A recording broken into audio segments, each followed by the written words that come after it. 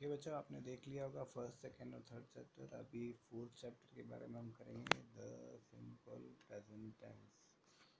क्या है चैप्टर का नाम? The simple present tense.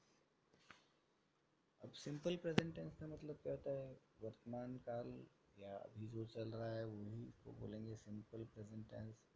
हम जो चीज़ रोज करते हैं उसके बारे में जब बात करते हैं, या जो चीज़ रोज होती है उसके बारे में जब बात करते हैं तो उसे बोलते हैं simple present tense, the simple present tense.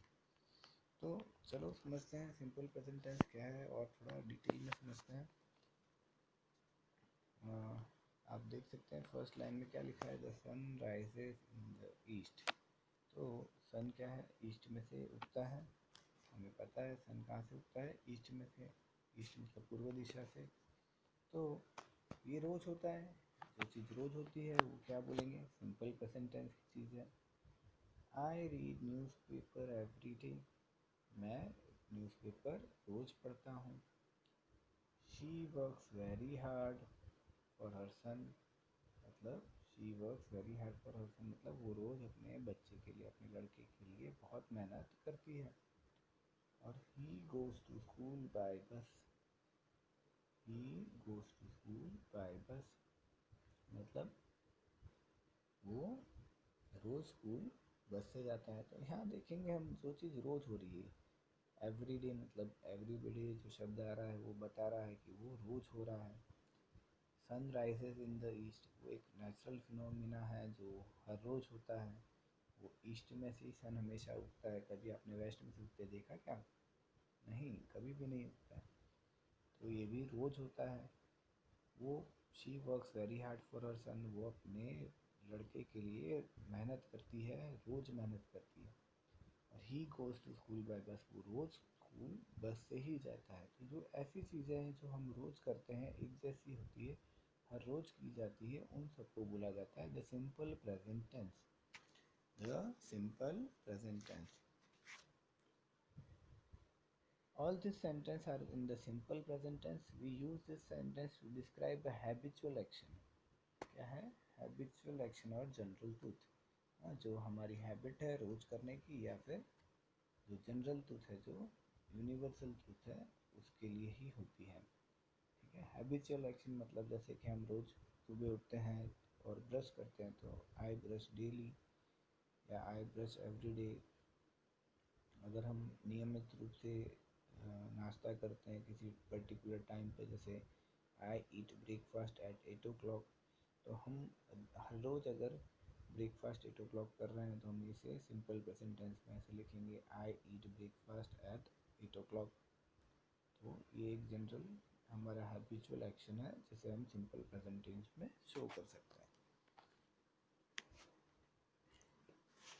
General truth मतलब जैसे कि सन है वो ईस्ट में से ही उगता है और वेस्ट में ही डूबता है, तो ये जनरल ट्रूथ है, इसको कोई बदल नहीं सकता है।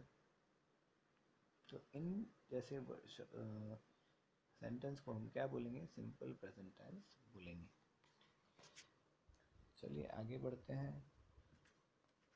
Learn we use the original form of the verb in this tense. हम जो वर्ब है, वर्ब का मतलब जो एक्शन वर्ड है, जो एक्शन हो रही है, वर्ब, वर्ब का मतलब होता है जो एक्शन हो रही है, उसको हम हमेशा किस फॉर्म में रखेंगे? ओरिजिनल फॉर्म में रखेंगे। ना उसमें आईएनजी लगाएंगे, ना ईडी लगाएंगे, ना किसी तरह का और उसमें हम कोई एडिशन करेंगे।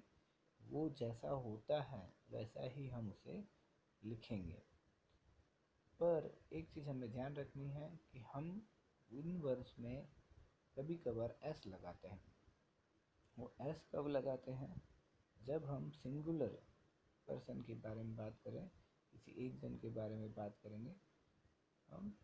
If the subject is third person singular, अगर वो किसी थर्ड पर्सन के बारे में बात कर रहे हैं और वो भी सिंगुलर, जैसे कि he, she, eat, Gopal, the son etcetera, तो इनके बारे में जब भी हम बात करते हैं या ऐसे लोगों के बारे में बात करते हैं तो हम इस ओरिजिनल फॉर्म के पीछे एस लगाते हैं। क्या करेंगे? उसके पीछे एस लगाएंगे। पर अगर ये प्लूरल फॉर्म में है तो हम उसके पीछे एस नहीं लगाएंगे। ठीक है। आप आगे मैं जब सेंटेंस बोलूँगा और आगे हम जब प्रैक्टिकली करेंगे तो आपको इसके बारे में ज़्यादा समझ में आ जाएगा कि मैं क्या कहना चाह रहा हूँ। आगे बढ़ते हैं। देखिए, fill in the blanks with the correct present tense form of the verb given in the bracket. First one करा हुआ है हमारे लिए, the moon shines by night. अब देखो यहाँ पे शाइन हमें ब्रैकेट में दिया गया था, पर जब लिखा गया तो शाइन्स लिखा गया, पीछे एस लगा दिया गया है। क्या किया गया है, पीछे एस लगा दिया गया है।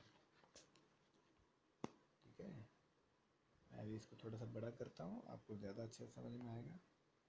मून शाइन्स, शाइन्स में पीछे एस लग गया, आप देख रहे हो एस लग गया। तो ये एस क्यों लगा है, क्योंकि जो मून है वो क्या है, वो थर्ड पर्सन सिंगुलर है, एक ही चीज़ है, और ना वो आप है ना मैं हूँ। अगर आप होते और मैं होता तो मैं जो बोलने वाला होता है, जैसे मैं अभी आपको बोल रहा हूँ तो मैं फर्स्ट पर्सन कहलाऊँगा, आप सुन रहे हो तो आप सेकंड पर्सन कहलाते हो। पर हम दोनों के सिवा हम किसी तीसरे की बात करते हैं तो उसे बोलते हैं थर्ड पर्सन।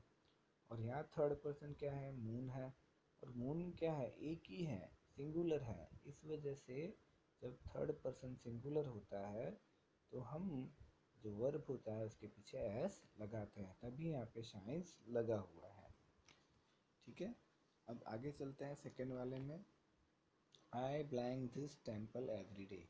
अब आई जो है वो मेरे बारे में हो रही है, जो फर्स्ट पर्सन के बारे में हो रही है, तो यहाँ पे हम एस नहीं लगाएंगे, सीधे सीधे जो विजिट लिखा था वैसा का वैसा विजिट ही लिख देंगे। I visit this temple every day. Third वाला है द डॉग। अब देखो डॉग जो है, फर्स्ट पर्सन मैं हूँ, सेकंड पर्सन आप सुनने वाले हो, थर्ड पर्सन की बात हो रही है डॉग की, और वो भी एक ही है, DOG डॉग। यहाँ पे डॉग में एस नहीं लगा है इसलिए वो सिंगुलर है, तो थर्ड पर्सन सिंगुलर में हम क्या लगाते हैं, वर्ब के पीछे एस लगाते हैं। तभी यहाँ पे गार्ड के पीछे क्या लगाया है मैंने, गार्ड्स, एस लगाया है। ठीक है, तो the dog guards our house. समझ में आ रहा होगा। आप बिल्कुल सिंपल वे में समझ लो कि आगे अगर एक जन है, अगर नाउन में एक जन है, सिंगुलर है, तो वर्ब में एस लगाना है, और अगर आगे प्लूरल है तो हमें वर्ब में एस नहीं लगाना है। अगर आप ये चीज़ को समझ जाओगे तो आप बड़ी आसानी से इसे सॉल्व कर पाओगे। थर्ड वाला हमने देख लिया, the dog guards our house. अब फोर्थ वाला है माई फादर। अब यहाँ पे फिर से वही बात है, माई फादर के बारे में बात हो रही है। तो माई फादर क्या हुआ, आपके और मेरे बारे में बात नहीं हो रही है, फर्स्ट पर्सन और सेकंड पर्सन के बारे में बात नहीं हो रही, थर्ड पर्सन के बारे में हो रही है। और फादर क्योंकि एक ही है, यहाँ फादर्स नहीं लिखा है, फादर लिखा है, सिंगुलर है, तो हम क्या करेंगे, इसके वर्क में WORK की जगह लगाएंगे WORKS, works, WORKS works, S यहाँ पे लगाएंगे।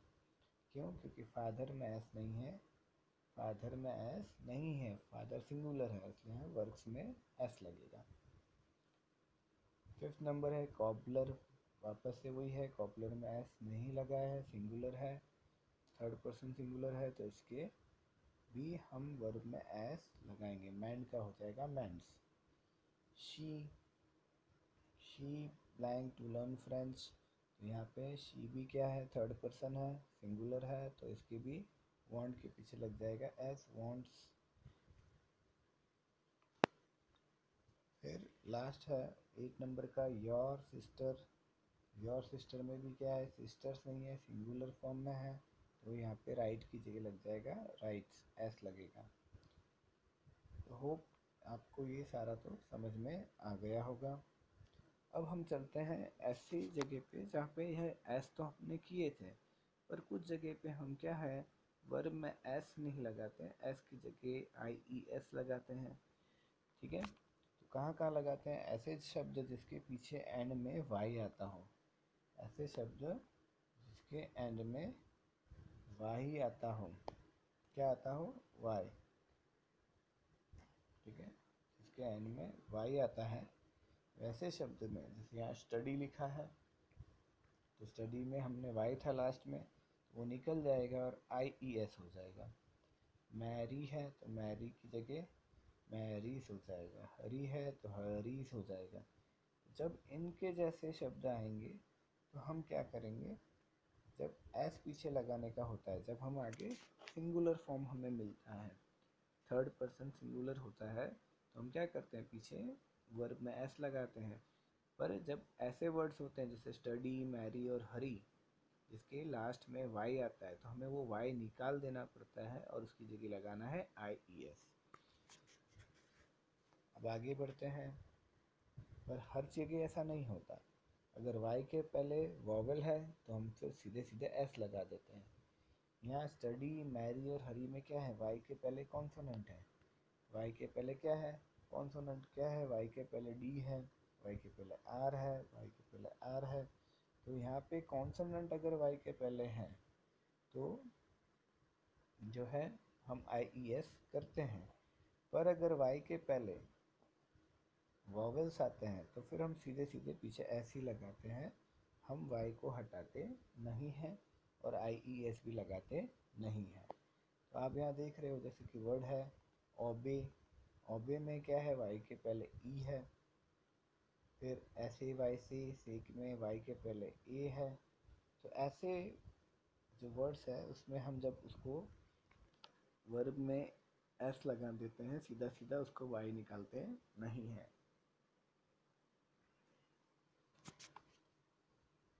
आगे बढ़ते हैं, अगर किसी वर्ब में लास्ट में एस होता है, ओ होता है, SH होता है, CH होता है, X होता है और Z या ES होता है या फिर ES होता है,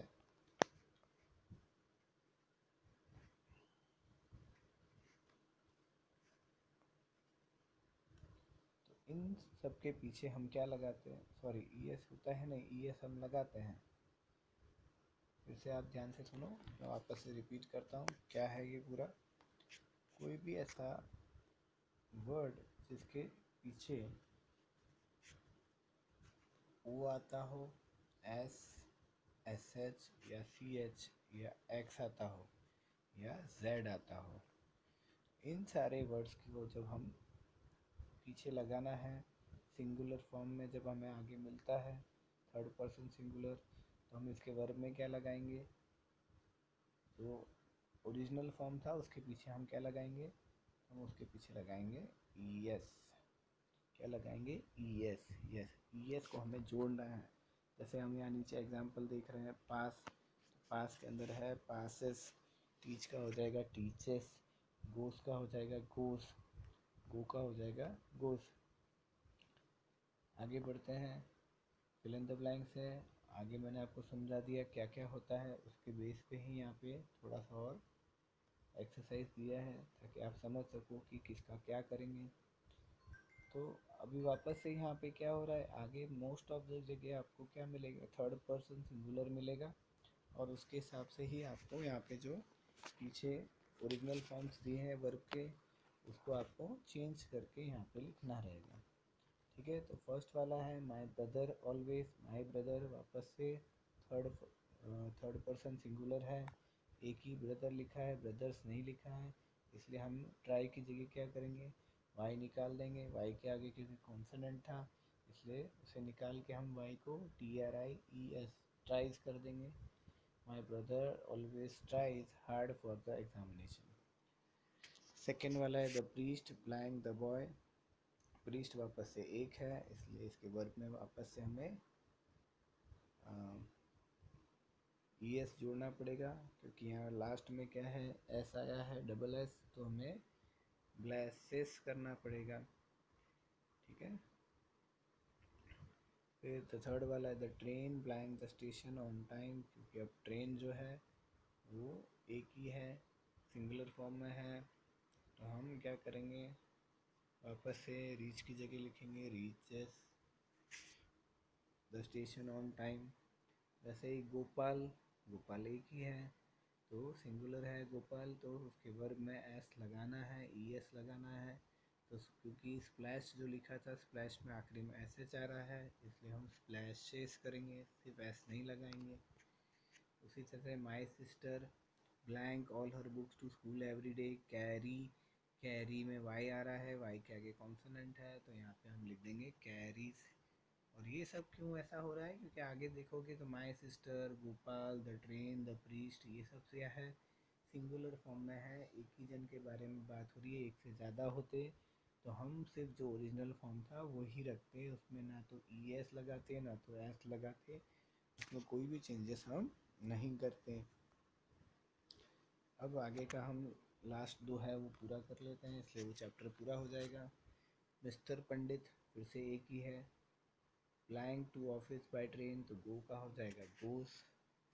और लास्ट वाला है she always flying neatly, dress का हो जाएगा ड्रेसेस।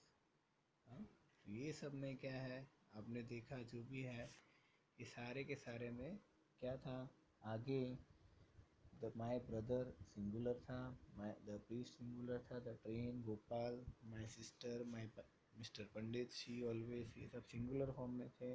इसलिए हमें पीछे उसके जो ओरिजिनल वर्ब के ओरिजिनल फॉर्म होते हैं उसके पीछे एस या ई एस लगाना होता है या आई ई एस लगाना होता है। तो जो भी हमें लगाना था हमने समझ के यहाँ पे लगा दिया।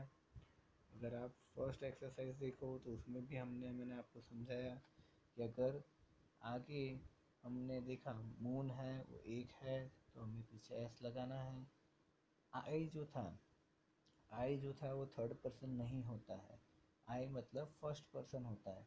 फर्स्ट पर्सन सिंगुलर होगा मतलब बोलने वाला। आई कब हम यूज़ करते हैं, जब हम स्पीकर हैं, हम खुद के बारे में बता रहे हैं तब आई यूज़ करते हैं। तो आई क्या हुआ, थर्ड पर्सन नहीं हुआ, आई हमेशा फर्स्ट पर्सन कहलाता है। क्योंकि फर्स्ट मैं जब आई का बोलूँगा या आप आई का बोलोगे जब आप खुद के बारे में बता रहे हो या मैं खुद के बारे में बता रहा हूँ तब हम आई यूज़ करते हैं। तो आई को हमेशा हम फर्स्ट पर्सन बोलते हैं। फर्स्ट पर्सन मतलब स्पीकर, जो बोलने वाला है वो फर्स्ट पर्सन होता है। अभी जैसे मैं बोल रहा हूँ तो मैं फर्स्ट पर्सन हुआ, अगर आप बोल रहे होंगे तो आप फर्स्ट पर्सन होंगे। पर जब मैं बोल रहा हूँ तो मैं फर्स्ट पर्सन हुआ, आप सुन रहे हैं तो आप लिसनर है तो आप सेकंड पर्सन है। पर हम दोनों को छोड़ के हम किसी तीसरे की बात करेंगे तो वो कहलाता है थर्ड पर्सन, वो कहलाता है थर्ड पर्सन। अब थर्ड पर्सन अगर वो एक जन के बारे में बात करते हैं तो उसे बोलेंगे थर्ड पर्सन सिंगुलर। क्या बोलेंगे, थर्ड पर्सन सिंगुलर। अगर हम दोनों को छोड़ के हम किसी तीसरे के बारे में बात कर रहे हैं, वो भी किसी एक जन के बारे में बात कर रहे हैं, तो वो थर्ड पर्सन सिंगुलर कहलाता है। पर अगर वो एक से ज़्यादा है, जैसे कि हमने देखा कोई डॉग है, तो डॉग अगर हम किसी डॉग के बारे में हम दोनों जने बातें कर रहे हैं, मैं बोल रहा हूँ आप सुन रहे हो और हम डॉग के बारे में बात कर रहे हैं, तो डॉग हो गया थर्ड पर्सन सिंगुलर। तो ऐसे में क्या होता है, उसके बारे में जो हम कोई भी एक्शन है, उसका जो एक्शन है, उसका जो वर्ब है, उसको हम क्या करेंगे, उसके वर्ब के पीछे एस लगाएंगे। पर अगर वो डॉग की जगह डॉग्स हो गए, बहुत सारे कुत्तों के बारे में बात कर रहे हैं हम दोनों, मैं आपको बोल रहा हूँ आप सुन रहे हो और हम बात कर रहे हैं बहुत सारे कुत्तों के बारे में, डॉग्स के बारे में, तो वो प्लूरल फॉर्म हो गया। जब प्लूरल फॉर्म हो जाता है तो जो उसका वर्ब है, जो एक्शन है, उसमें हम कोई भी चेंजेस नहीं करते हैं, उसको ओरिजिनल फॉर्म में ही रखते हैं। ठीक है, तो यहाँ पे जो आई लिखा था ना तो वो थर्ड पर्सन नहीं था, फर्स्ट पर्सन था, इसलिए मैंने इसके पीछे विजिट लिखा है। बाकी सब पूरा सेंटेंस जो नीचे तक आ रहा था सब में देखोगे आप तो singular form, third person singular ही थे, तो हमने सभी वर्ब में पीछे एस लगाया है। ठीक है, तो ये चैप्टर भी यहाँ फिनिश होता है। आई होप ये सब आप फटाफट लिख लेंगे और लर्न भी कर लेंगे। आज के लिए इतना ही, बाय।